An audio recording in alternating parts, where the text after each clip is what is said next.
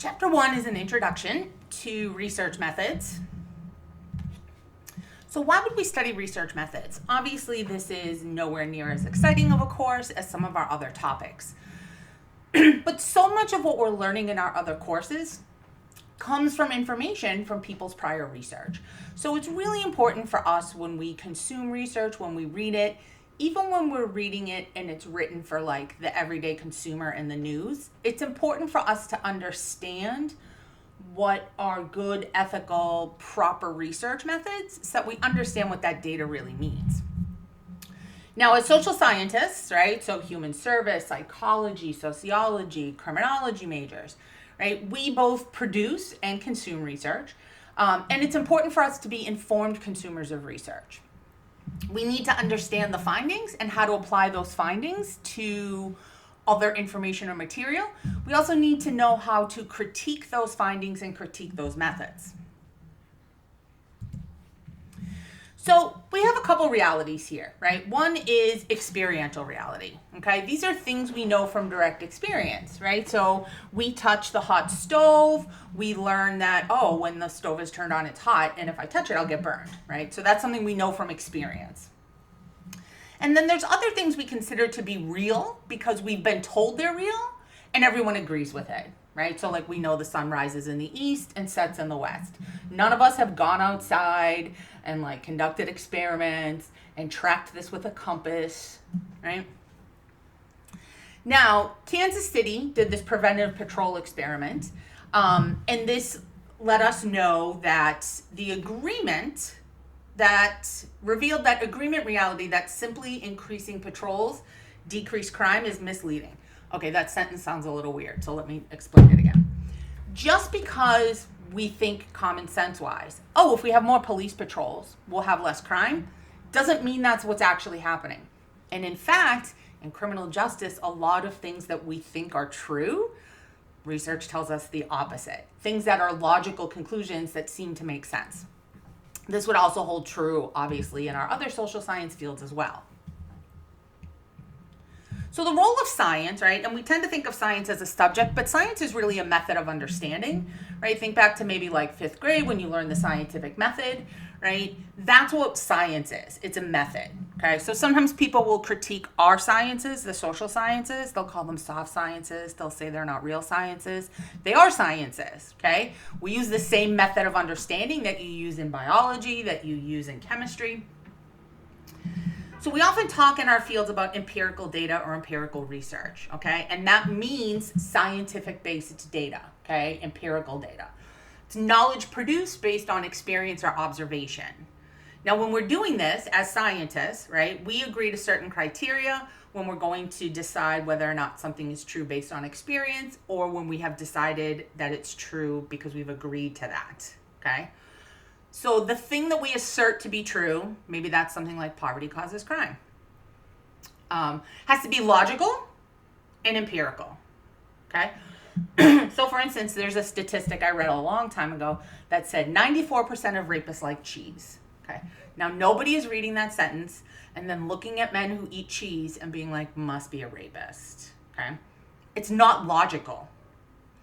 But I could put two other things together that might seem logical and might lead you to believe, oh, that's a relationship there, okay? We need to further test that and find empirical support.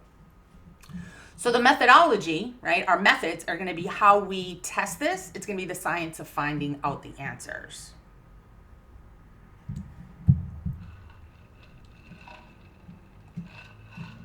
So when we learn things experientially, right, we learn from our experience. So if all of a sudden you had a semester, it's the beginning of a new semester, this is a good time to kind of test this out. If you're like, you know what, I'm going to do all the reading for this course and see if it impacts how I do. Or I'm going to make sure I don't miss class, right? Or I'm going to study with a friend, whatever, right? We can use our past and present circumstances to try to predict the future, right? So studying hard results in better grades. So while I haven't studied this scientifically, I can tell you that most students in college who get A's are students who don't miss class very much, okay? These are patterns that are probabilistic in nature, okay? So they're dealing with probabilities, which we talked about in statistics, okay?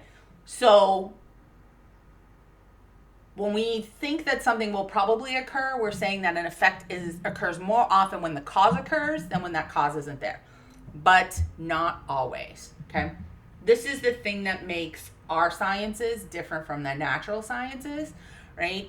If you put 2 hydrogen molecules with 1 oxygen molecule, you're going to get water every time, okay? With people, it doesn't really work that way. So we're using causal reasoning and probabilistic reasoning. We want to understand why certain things are related, why patterns occur, right? It helps us make more accurate predictions. We also have secondhand knowledge. So one thing is like tradition, right? Things that quote unquote everybody knows, right? So like in the US, you don't drive on the left side of the road. You're going to get in an accident. Something bad's going to happen, right? That's just tradition. But if we go to England, everyone drives on the left side of the road, right? They think we're weird for driving on the right side of the road. We also have authority. This is where we trust the judgment of someone with special expertise, right? So if I tell you guys facts, you might fact check me, but you probably assume if I give you some sort of criminal justice related fact that it's accurate because you know that I have multiple degrees in criminal justice and a lot of experience in that, right? So we're more likely to believe a judge if they tell us something about the law or about our license than our parents, okay? So a lot of times the source of information matters. Now we have to take some caution here, right? Because we can obviously make mistakes when we're inquiring or trying to learn or trying to test some sort of hypothesis we have. Sometimes we make mistakes in our observations, right? We're not always scientific about them. So I had a police officer from Quincy once tell me in a night class a long time ago that all crime is caused by 2 things, mental illness and drugs.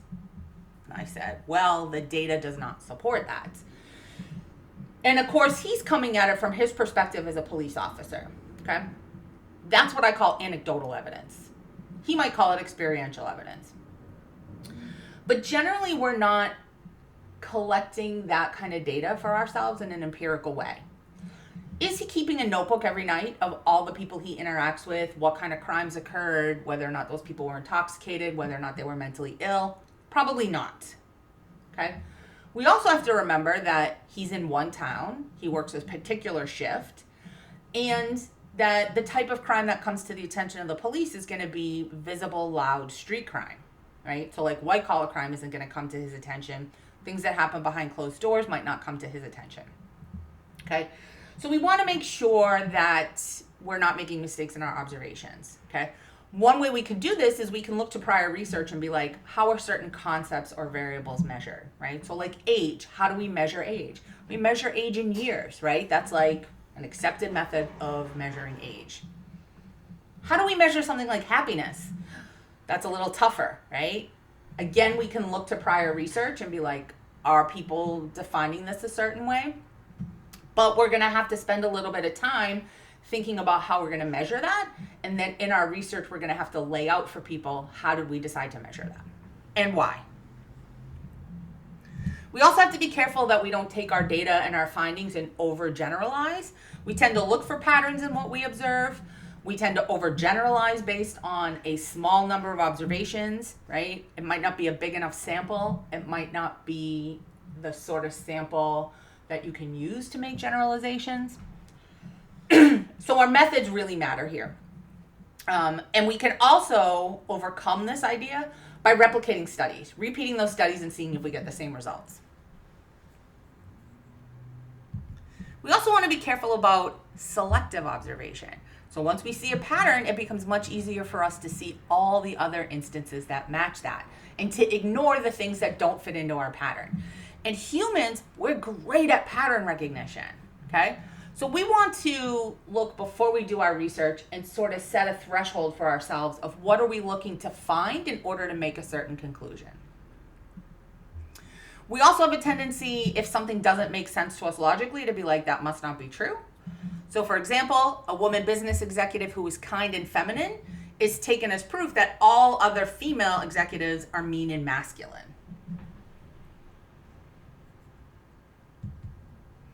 So when we're looking at theory, right, we're concerned with what is, not what should be, Okay, so we have a theory, an idea of how we think something works in the world, and then we want to observe and see if we can support that theory.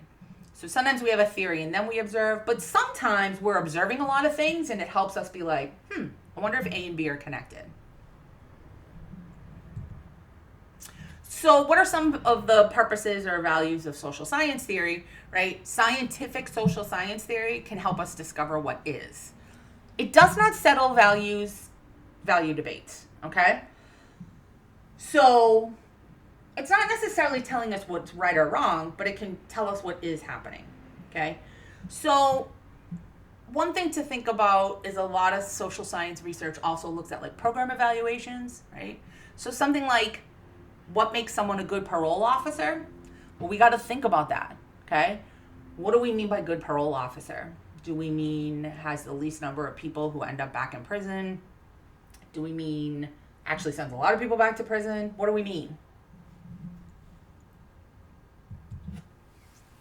Social science is aiming to find patterns in social life, okay? And things like norms and rules, that helps us create some regularity, right? So why do we drive on the right-hand side of the road? Because imagine the chaos if everybody just drove where the hell they wanted, right?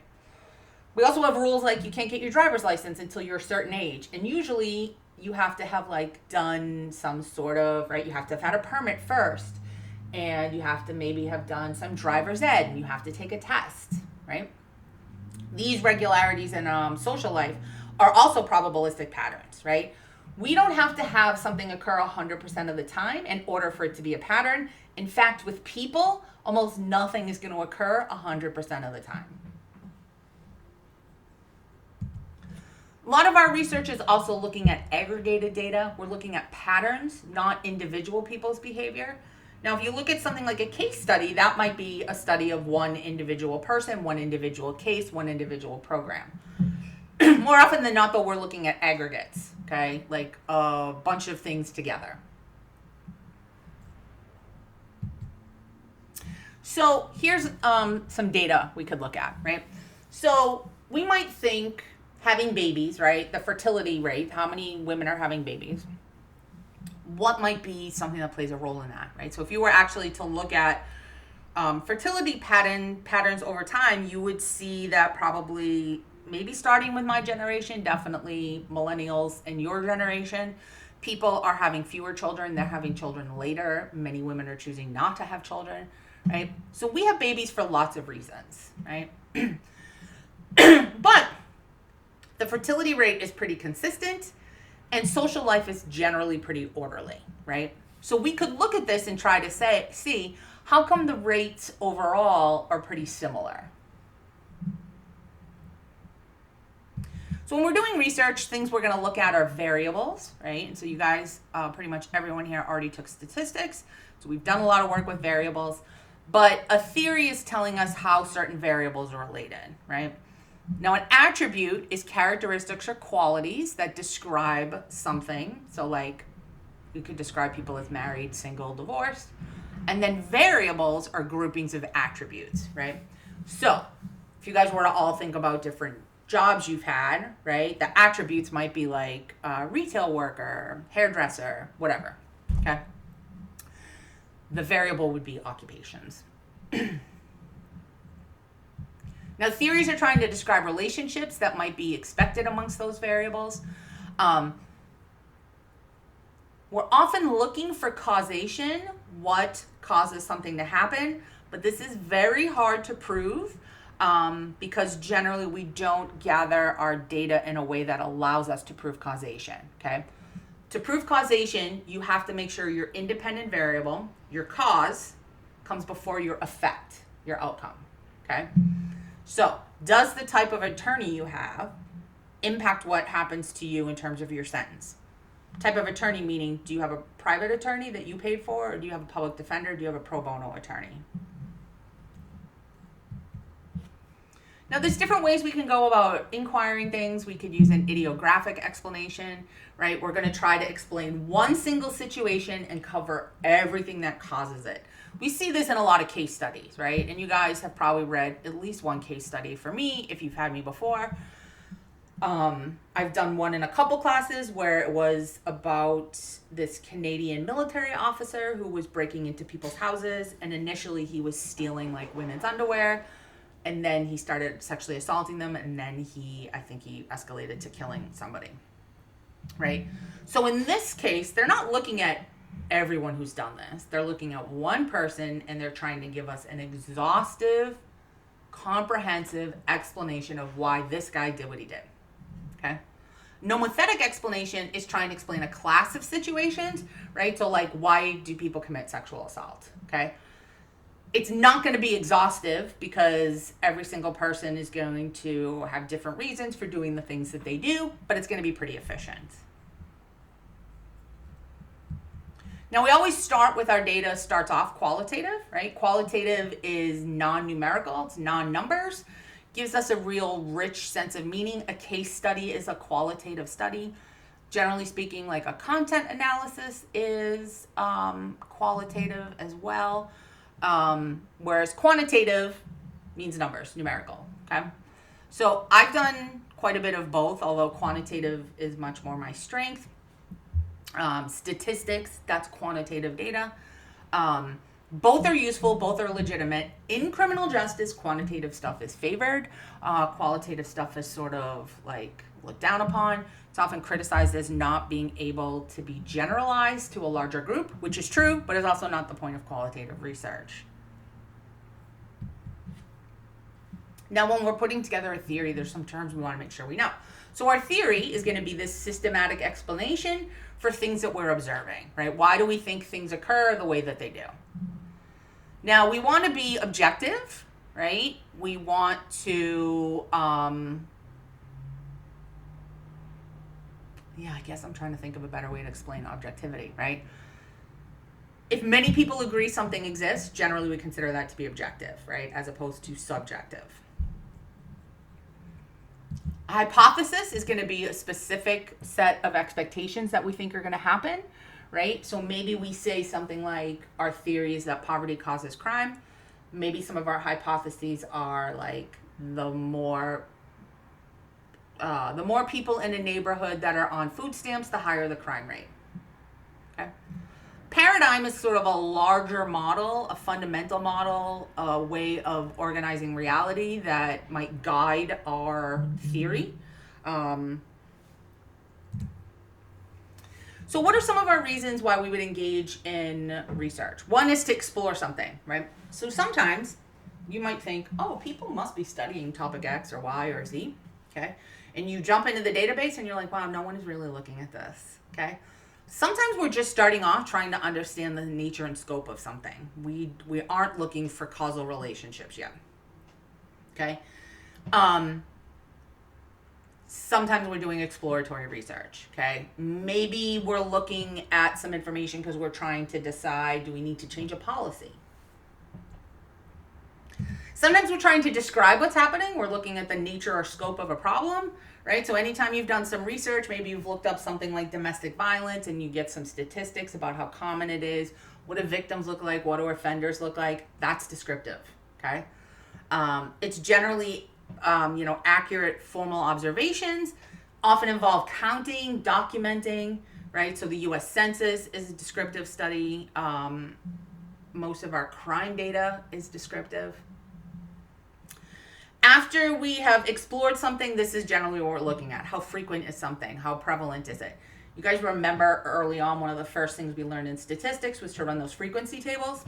That's descriptive research. Now, ideally, we're looking to maybe explain things. Why does this happen the way it happens, okay? Why have we seen a change? Why is XYZ increasing, okay? Why does a problem exist? Why do some people assault their spouses? And then ideally, we would be taking this research and using it to, assess programs, to make policy decisions, okay? There's two big types of research that are applied. One is an evaluation, right? So this happens in all of our fields, all the social science fields. You might be looking at a program or an intervention to see if it works or doesn't work. And then a policy analysis is where we're looking at a policy and what we think might be the outcomes of that, or what were the actual outcomes of a policy. So one of the things we have to think about is, and one of the things that might be the hardest at the beginning, is thinking about, you have a research question, you have an interest, now we get to narrow that down into a question, okay? Often we have to tweak this as we go. We start off with one question, and as we start seeing what research has been done, what research is missing, what data exists, you're gonna have to tweak and change your question, okay? Next thing we're going to do is we'll review the current literature, right? What is the current research on this topic? What do we know? What don't we know? Generally, you're going to start with like a book or an article on your topic. You can also use that article to see what other sources they've cited. You might have to put together a formal research proposal, and that's what we're actually going to do in this class. And in a master's program, you would be asked to do this. This is literally the bread and butter of a PhD program. First, you're going to write what's called a dissertation proposal. You have to defend it, and then you would actually carry out your dissertation and then defend that. So a proposal is going to describe what you're going to do, what your hypothesis is, what your variables are, how you're going to measure them. And then if you're doing this with like grant money or funding, you're going to talk about a budget and a timeline. So usually a research proposal is going to start off describing what's going to be studied. Okay, then it's going to tell us what do we already know about this topic? What's our research question? What are we going to study? How are we going to measure it? Well, what are we going to measure? How are we going to measure it? How are we going to collect our data?